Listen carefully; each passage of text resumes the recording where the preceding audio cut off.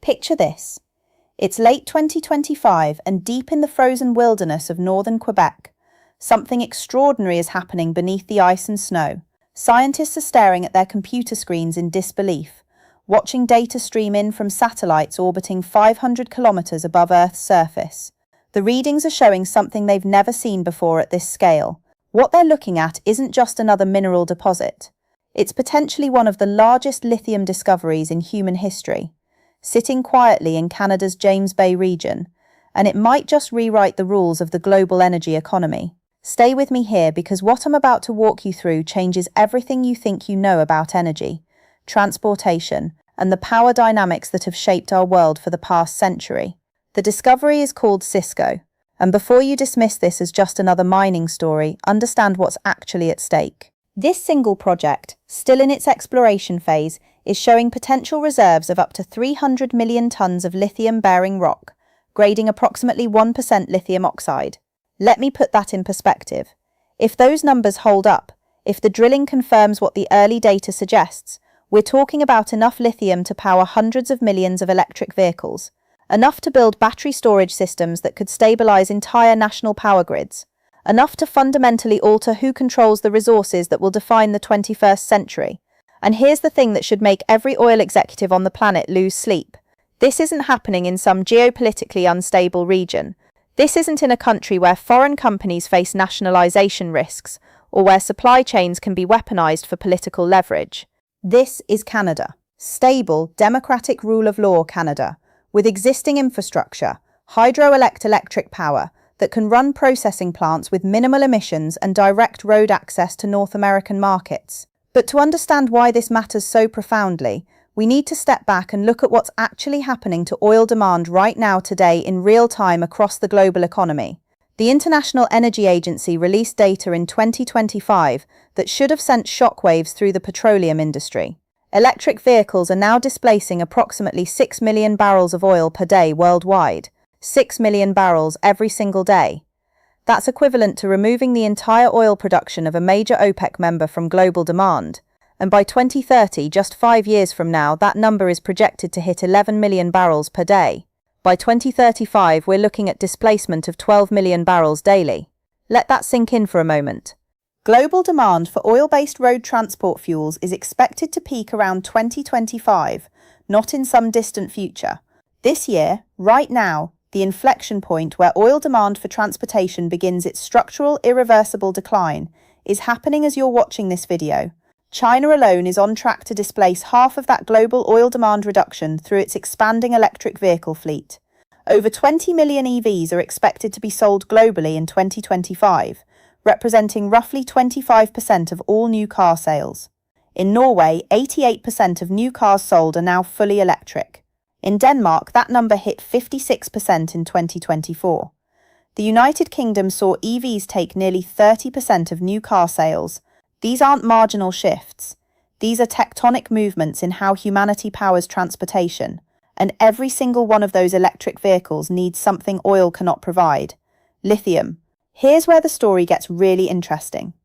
Because for decades, the narrative around oil was simple. Whoever controlled the oil controlled global energy security. Nations rose and fell based on their access to petroleum. Wars were fought over it. Alliances were forged because of it. The entire geopolitical architecture of the 20th century was built on the foundation of oil dependency. But lithium is different, and the stakes might be even higher. Right now, today, lithium production and processing are catastrophically concentrated. 3 countries control about 85% of global lithium supply: Australia, Chile, and China. But here's the critical detail that changes everything. While Australia produces the most raw lithium ore, China controls approximately 60% of global lithium refining capacity.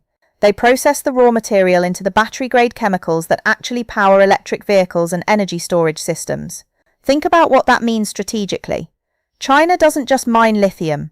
They control the critical middle step, the refining, that transforms useless rock into the materials that power the clean energy transition, and they're using that position aggressively. In 2025, the Chinese Ministry of Commerce updated its catalogue of technologies prohibited from export to include lithium carbonate and hydroxide preparation, along with cathode material manufacturing. They're not just dominating the supply chain, they're actively working to keep competitors from building their own refining capacity. The geopolitical risk here is profound. The International Energy Agency ranks lithium's geopolitical vulnerability at 3 out of 58 on their risk scale, precisely because of this concentration. When contemporary Amperex technology known as CL suspended operations at a major lithium mine in China's Jiangxi province in 2025, global spot prices immediately spiked. That single mine represented roughly 3% of global supply, and its temporary closure sent shockwaves through markets worldwide. This is the context into which Canada's Cisco discovery arrives like a geopolitical earthquake. The Cisco project sits in Quebec's James Bay region, traditional territory of the creation of EU-ISG, and the way it was discovered tells you everything about how technology is changing resource exploration. A company called Fleet Space Technologies, based in Australia, deployed something called the Exosphere platform. Here's how it works. They place battery-powered sensors called geodesics near the Earth's surface. These devices continuously listen for seismic energy from wind, waves, and human activity. But instead of transmitting that data through ground-based networks, they send it directly to a swarm of small satellites in orbit. Those satellites relay the information to processing centers, where artificial intelligence algorithms analyze the seismic signatures and build three-dimensional models of what's beneath the surface. This technology is revolutionary because it lets exploration teams map potential deposits before drilling a single hole. Traditional exploration is expensive, slow, and requires educated guessing about where to drill. With Exosphere, companies can target high-probability zones with precision that was impossible even 5 years ago. At Cisco, the AI-powered mapping pointed to massive spoime mineralization. Spoimine is a lithium-aluminium silicate mineral, the primary hard rock source of lithium used in batteries. And when Q2 Metals, the company controlling the property, began drilling in 2025, the results exceeded expectations. Multiple drill holes confirmed high-grade intercepts over extensive widths. One hole designated CS25044 intercepted 457 m of continuous spoimine pegmatite grading 1.65% lithium oxide. Another returned 179 m of mineralization. These aren't narrow veins, these are thick, consistent bodies of ore that remain open at depth and a long strike, meaning the deposit likely extends far beyond what's been drilled so far. Q2 Metals mobilized a fourth drilling rig in late 2025 to accelerate exploration ahead of a planned resource estimate scheduled for the first half of 2026. The Association de Luxe Barras Mines de Quebec listed Cisco as a finalist for its Discovery of the Year award. Industry observers are watching this project with the kind of intensity usually reserved for major gold or copper discoveries because they understand what's actually being discovered here isn't just lithium, it's energy independence, it's supply chain security, it's geopolitical leverage in the most important industrial transition of our lifetimes, and Cisco isn't alone. Canada's James Bay region is emerging as a global lithium district. Patriot Battery Metals has identified more than 70 lithium pegmatite outcrops at its Corvette property. Brunswick Exploration discovered undocumented spodumene-bearing pegmatites at its Eland project. North Arrow Minerals found several new mineralized pegmatites in the Northwest Territories. Comet Lithium made a fresh spodumene discovery at its Elmer East property in late 2025, with visible spodumene crystals in outcrops averaging 3 to 7 feet in width. What we're watching unfold across northern Canada is the birth of a new lithium province, comparable in significance to Australia's major deposits or Chile's Atacama Desert brine operations, but with one critical advantage: geography. Canada sits directly adjacent to the United States, the world's second-largest automotive market, and a country desperate to reduce its dependence on Chinese battery supply chains. Truck routes from James Bay to manufacturing centres in Ontario, Michigan and beyond are measured in hundreds of kilometres, not thousands. Processing facilities can be powered by Quebec's abundant hydroelectricity, which generates 61.7% of Canada's total electricity and ranks the country as the third largest hydroelectric producer globally. This means lower emission refining compared to coal-powered grids elsewhere. The Canadian federal government understands the strategic value of what's being discovered. In 2022, they released a $3.80 $8 billion 8-year Canadian critical minerals strategy, specifically targeting increased domestic extraction and production of lithium and other battery metals. That strategy identified 6 minerals as priorities for their distinct potential to spur economic growth: lithium, graphite, nickel, cobalt, copper, and rare earth elements. And the money is flowing. Natural resources. Canada committed $9.14 million in August 2024 to 6 clean hydrogen research and development projects, including demonstrations of renewable-based production and new storage technologies. The federal government has been accepting applications under the Critical Minerals Infrastructure Fund, supporting development of infrastructure projects that enable sustainable critical mineral development. Bloomberg NF recognized Canada as having the strongest battery supply chain potential in the world, ranking it number 1 in its global lithium-ion battery supply chain ranking in 2024. Though China reclaimed the top spot in 2025 due to lower electricity prices and advancing infrastructure, Canada remains a raw materials powerhouse with a stable investment environment that China, for all its industrial might, cannot replicate. But here's what makes this moment genuinely historic. We're not just talking about Canada finding lithium to supply batteries. We're talking about the fundamental displacement of oil as the strategic resource that defines global power. Let me walk you through the mathematics of what's actually happening. Each electric vehicle battery contains approximately 10 kilograms of lithium. That might not sound like much, but battery sizes are growing rapidly. Compact EVs now carry batteries around 30 kWh. Heavy-duty electric trucks are being equipped with batteries exceeding 200 kWh. Larger batteries mean more lithium per vehicle, and lithium use per vehicle battery increased 1.5 times by 2023 compared to earlier generations. Global EV sales continue setting records. Over 20 million units are expected to be sold in 2025. The International Energy Agency projects that demand from EVs and grid battery storage will account for 91% of lithium use by 2035. Lithium demand is expected to rise more than 5-fold by 2040 under current policy scenarios. Some analysts project global demand reaching 1.88 million tons of lithium carbonate equivalent annually in the near term, potentially doubling to over 1.3 million tons by 2030. And it's not just vehicles. Data centers are rapidly adopting lithium-ion batteries for backup power and load balancing. Google alone is using over 100 million lithium-ion cells in its data centers globally. These facilities take up half the space of traditional backup systems while holding twice the power and lasting twice as long. As electricity demand from global data centers is projected to rise 2.5 times by 2030, battery energy storage systems are becoming essential infrastructure. Grid-scale battery storage is emerging as the second pillar of lithium demand growth. Bloomberg NEF projects energy storage installations will expand at a compound annual growth rate of 21% through 2030. These massive battery systems stabilize power grids that increasingly rely on intermittent renewable sources like wind and solar. They store excess electricity when production exceeds demand and discharge it during peak consumption periods. In Canada alone, battery energy storage capacity reached 20.44 GWh in 2023, with 2.1 GWh added that year. Projections suggest capacity will rise to approximately 58 GWh by 2035. Many new projects pair battery systems with renewable sources. Canada currently has about 65 megawatt of solar plus storage in operation, with another 130 megawatt under construction.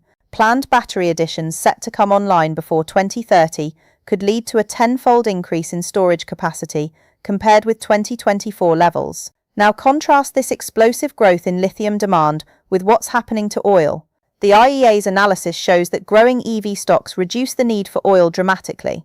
The projected EV fleet displaces 6 million barrels per day of diesel and gasoline in 2030, a 6-fold increase on displacement in 2023. By 2035, oil displacement reaches 11 million barrels per day in their stated policy scenario and 12 million barrels per day in their more ambitious policy scenario. To put those numbers in perspective, 12 million barrels per day is roughly equivalent to the entire oil production of Saudi Arabia. We're talking about removing a Saudi Arabia-sized chunk of demand from global oil markets over the next decade.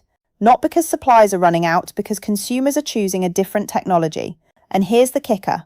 Even if global oil prices fall to $40 per barrel, electric vehicles remain cost-effective, especially with home charging. IEA analysts highlighted that drivers continue saving money by switching to electric vehicles, even at dramatically lower oil prices. In China, fast public charging costs about twice as much as charging at home, yet EVs still offer better fuel savings than gasoline-powered cars. The economics have flipped. For the first time in the history of personal transportation, the alternative to petroleum is not just cleaner, it's cheaper. It performs better, it requires less maintenance, and it's powered by resources that dozens of countries can produce, rather than the handful of nations blessed with oil reserves. This is the industrial and geopolitical context into which Canada's lithium discoveries are arriving. But there's another layer to this story that most coverage is missing: the environmental and social dynamics of lithium extraction. Lithium mining has environmental impacts. That's undeniable. Hard rock mining requires crushing massive quantities of ore, chemical processing to extract lithium compounds, and careful management of waste products. Brine extraction used in places like Chile's Atacama Desert can deplete water resources in already arid regions. But here's the critical comparison. A 2023 analysis found that switching to electric vehicles powered by lithium batteries can cut the greenhouse gas emissions break-even 0.7 times faster compared to continuing with internal combustion engines. Even accounting for the emissions from mining, processing, battery manufacturing, and electricity generation, EVs become carbon positive much faster than petroleum vehicles over their lifetimes, and the industry is evolving rapidly. Direct lithium extraction, or DLE, promises increased efficiency and reduced environmental impact compared to traditional evaporation ponds. In Alberta, companies are experimenting with extracting lithium from oil-filled brines, effectively recovering valuable battery materials from waste streams of existing petroleum operations. E3 Lithium successfully produced battery-quality lithium carbonate from Luke brines using demonstration-scale equipment in January 2025. Recycling is becoming a significant piece of the puzzle. By 2025, decommissioned battery capacity in China reached levels that could supply substantial amounts of recovered lithium back into the supply chain. As the first generation of EV batteries reaches end of life after 5 to 8 years of use, recycling infrastructure is scaling up globally. Advanced processes combining pyrometallurgy and hydrometallurgy are increasing recovery efficiency of reactive metals, including lithium and graphite. The regulatory framework is maturing as well.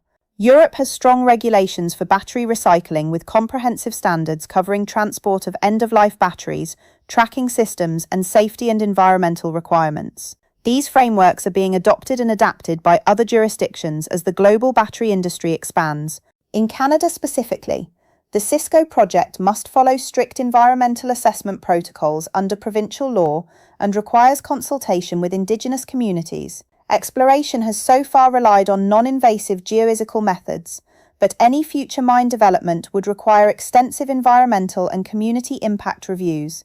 These regulatory steps are built into Quebec's permitting framework and are non-negotiable for project advancement. Q2 Metals has not released a production timeline. Current estimates remain conceptual and don't yet qualify as reserves or measured resources under Canada's NI 43-101 reporting standard, which requires detailed technical and economic analysis before reserves can be declared.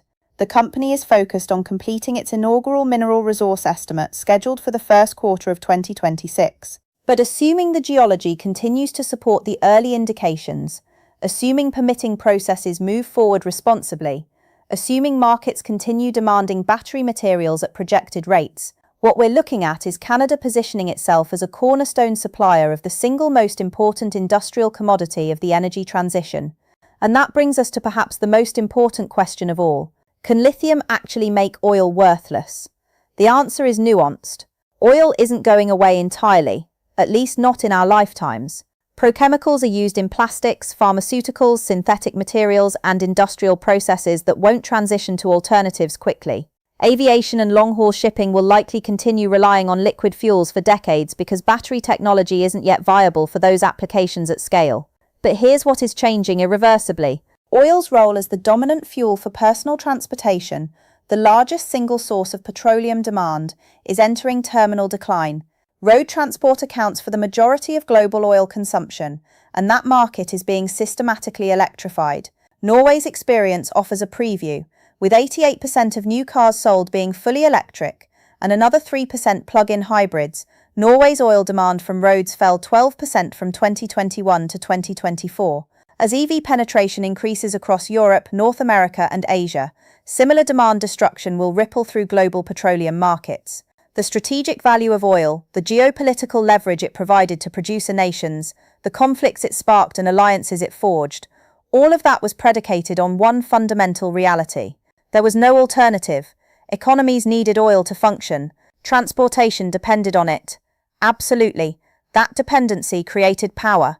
Lithium breaks that dependency, not completely, not immediately, but structurally and irreversibly over the coming decades. And unlike oil, which is concentrated in specific geological formations primarily in the Middle East, Russia and North America, lithium is geographically distributed. Australia has massive hard rock deposits. Chile, Argentina and Bolivia control enormous brine reserves in the lithium triangle. China has domestic resources it's developing aggressively. And now Canada is emerging as a major hard rock lithium province with multiple world-class deposits in various stages of exploration and development. This geographic distribution means no single nation or cartel can dominate global lithium supply the way OPEC influenced oil markets for decades. Even China's current dominance in refining can be challenged as Western nations build processing capacity, something actively happening across North America and Europe. The United States has 34 battery gigafactories, either planned, under construction, or operational as of 2025, a massive increase from just 2 facilities in 2019.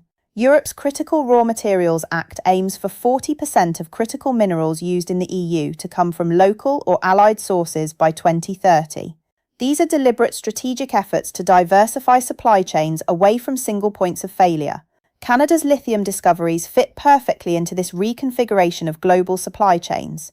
They offer Western manufacturers access to high-quality lithium resources in a politically stable jurisdiction with strong rule of law, environmental standards, and existing trade relationships.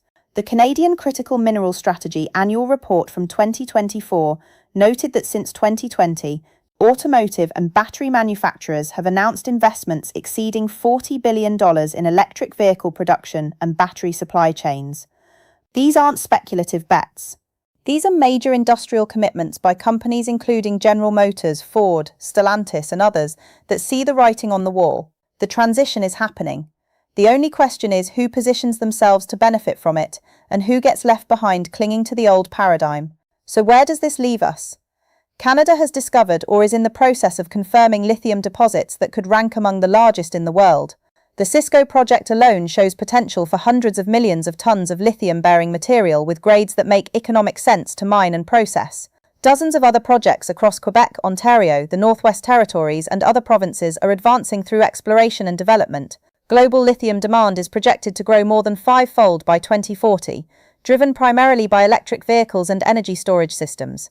That demand growth is coinciding with aggressive efforts by Western nations to reduce dependence on Chinese supply chains and secure domestic sources of battery materials. Oil demand for transportation is peaking right now and will enter structural decline as electrification accelerates. Millions of barrels per day of petroleum demand are being displaced annually, and that displacement will only accelerate as EV adoption spreads and battery costs continue falling. The geopolitical architecture of the 21st century will be built on access to lithium, rare earths, graphite, nickel, cobalt, and other battery metals, not oil and natural gas. Nations that secure reliable supplies of these materials and build domestic processing capacity will hold strategic advantages. Those that don't will find themselves dependent on others for the technologies that power modern economies. Canada is positioning itself on the winning side of that transition, not through luck, but through deliberate policy, strategic investment, and the simple geological fortune of sitting atop some of the richest critical mineral deposits on the planet. Will lithium make oil worthless? In the literal sense, no. Petroleum will retain value for specific applications for decades to come. But in the strategic sense, in the geopolitical sense, in the economic sense that has defined global power dynamics for the past century, yes, oil's dominance is ending. Lithium's era is beginning. And Canada just found one of the biggest deposits of the resource that will define the future. If this breakdown helped you understand not just what's happening, but why it matters and what comes next, consider subscribing. We're covering the stories that are actually reshaping how energy, economics, and geopolitics work in the 21st century, not just the headlines that grab clicks. Thanks for watching.